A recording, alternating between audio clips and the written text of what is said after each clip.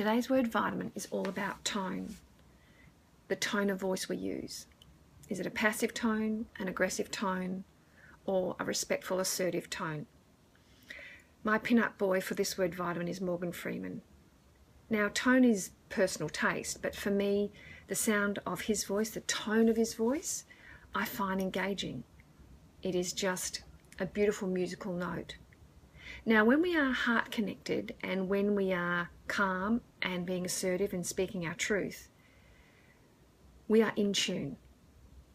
And when we are being disrespectful, whether it's to ourselves by being passive and people-pleasing, or aggressive to another and pumping ourselves up with authoritative inflection, people tune out.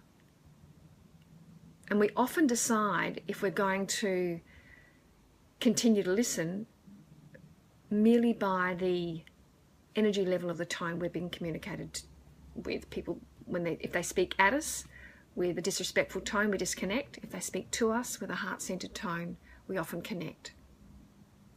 I also wrote a little bit today in this word vitamin, if you get a chance to read it, about the differences in sensitivity to tone in the feminine and the masculine. And this is not a sexist statement, it's just an organic hardwiring reality that the females are hardwired to bear children. And with that, in our sensory wiring comes this hypersensitivity to tone.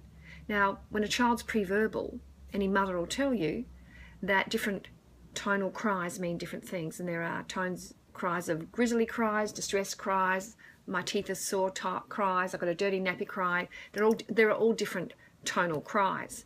And so when a woman's listening, a female's listening, she's generally listening for tone first and fact second.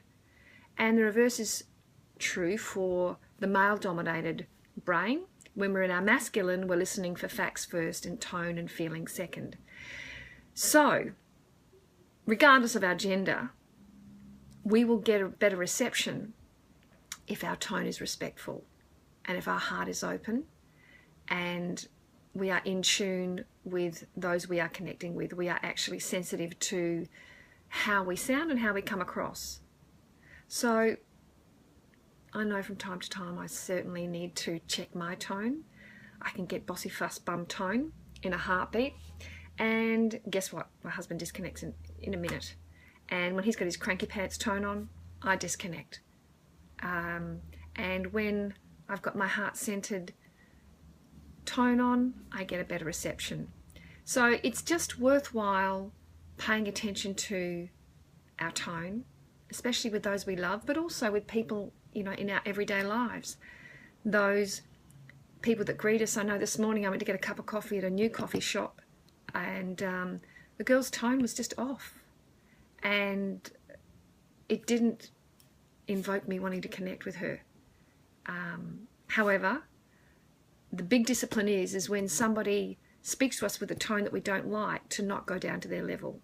So I made sure I stayed at my level, and eventually she engaged with me at that level.